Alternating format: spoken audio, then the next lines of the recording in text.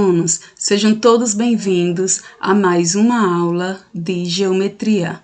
E na aula de hoje nós iremos estudar, a gente vai recordar os principais conteúdos relacionados a ângulos.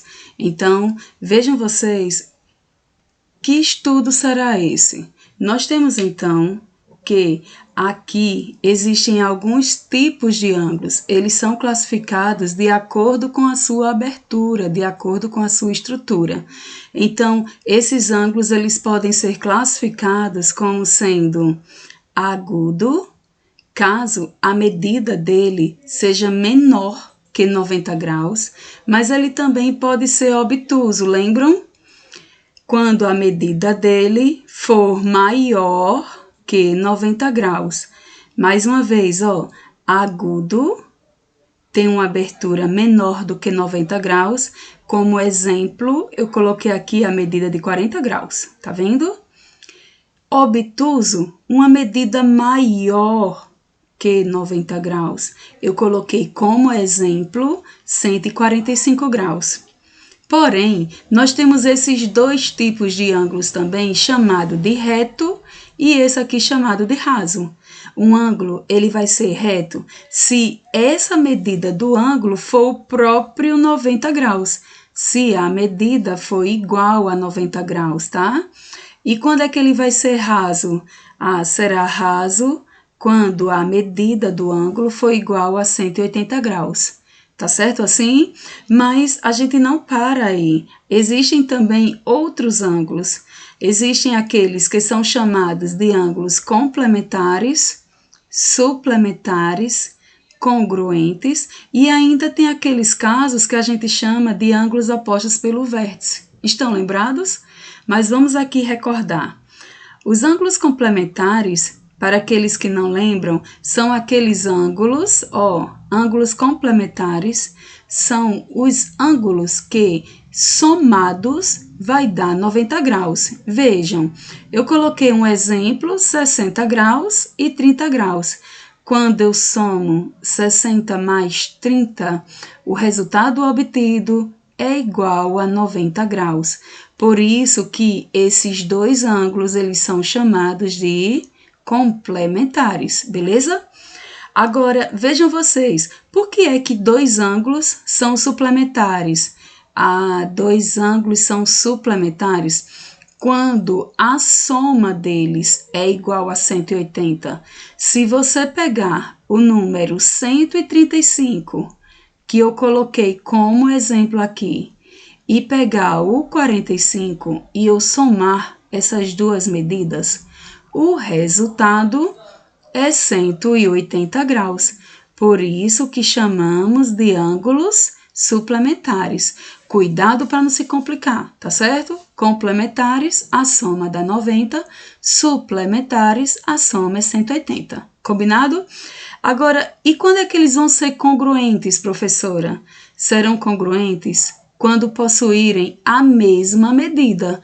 Vejam, se a medida de um ângulo for 40, a medida do ângulo ACB, então essa outra medida DFE também será 40. Quando acontecer isso, os ângulos eles serão chamados de congruentes. Tudo certo? Agora, por fim, nós temos os ângulos opostos pelo vértice. Esses ângulos, eles são formados por duas retas concorrentes, tá?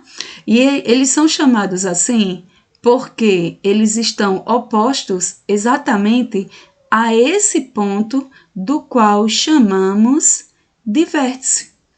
E o que eu tenho a dizer a vocês? Quero dizer o seguinte, se a medida do ângulo que tiver desse lado for 70 graus, esse também será igual a 70 graus, tá? Tudo compreendido?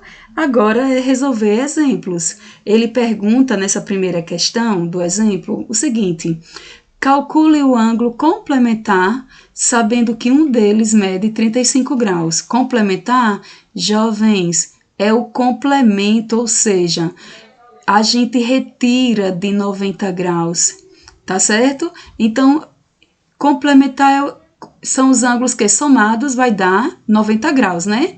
Então, para encontrar o número que somado com 35 dê 90, basta a gente subtrair de 90. E o resultado será correspondente a quanto? A 55 graus. Compreendido? Foi facinho? Pois é, facílimo, né? Mas aí ele pergunta na segunda questão, quem vai ser o suplementar de 70? Suplementar é quando a soma dá 180, estão lembrados? Então, o número que somado com 70 vai dar 180, a gente pode até fazer mentalmente isso, né? Mas basta a gente subtrair 180 de 70 e o resultado encontrado vai ser igual a 110 graus, ok? Agora vejam o terceiro exemplo que ele diz assim, ó. Os ângulos AB são opostos pelo vértice. Sabendo que o ângulo A mede 20 graus, quanto vai medir o ângulo B? Jovens, ângulos opostos pelo vértice são ângulos que têm a mesma medida. Então, com isso, se o ângulo A for igual a 20 graus, é porque o ângulo B também será igual a 20 graus. Ângulos opostos pelo vértice, então A é igual a B. Combinado assim? Com isso, ele pede para a gente classificar na quarta questão os ângulos em agudo, reto, obtuso ou raso. Como fazer? O primeiro ângulo mede 90 graus, então ele será classificado como reto.